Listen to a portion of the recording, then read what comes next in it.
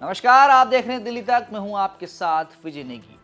DUSU election के बाद result का बेसब्री से इंतजार था और रिजल्ट अब हर एक चरण के बाद धीरे धीरे खुलता जा रहा है। 4 चरणों की मतगणना समाप्त हो चुकी है। 4 चरणों के बाद भी एबीवीपी लीड बनाए हुए नजर आ रही है और एनएसयूआई से एकमात्र राहुल झांसला यादव ने झंडा गाड़ा हुआ है, यानी कि वो एनएसयूआई से काफी आगे चल रहे हैं और अध्यक्ष, सचिव और संयुक्त सचिव पद पर अभी भी एबीवीपी का दबदबा जारी है।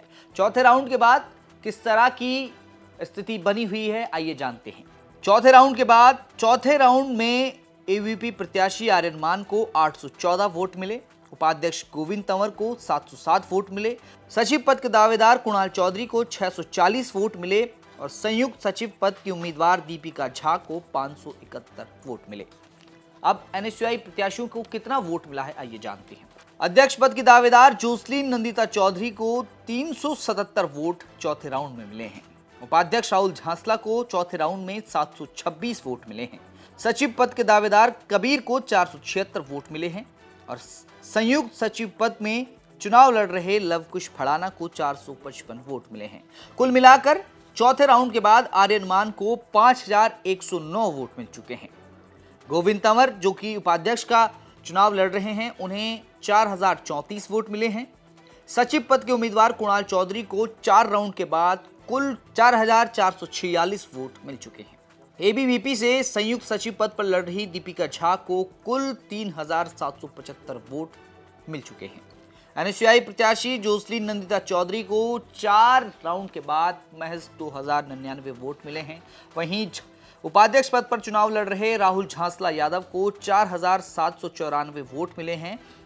सचिव पद के दावेदार कबीर को 4 राउंड के बाद 2695 वोट मिले हैं और संयुक्त सचिव पद पर लड़ रहे लवकुश भड़ाना को कुल 3141 वोट मिले हैं। यानी कि अगर आप अध्यक्ष पद के उम्मीदवार आर्यन मान और जोसलीन नंदिता चौधरी के बीच वोटों का अंतर देखें तो तकरीबन 3000 से ज्यादा का है।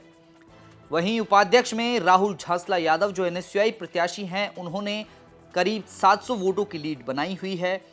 सचिव पद पर एबीवीपी की तकरीबन 1800 वोटों की लीड है और संयुक्त सचिव पद पर एबीवीपी 600 वोटों की लीड बनाए हुए हैं।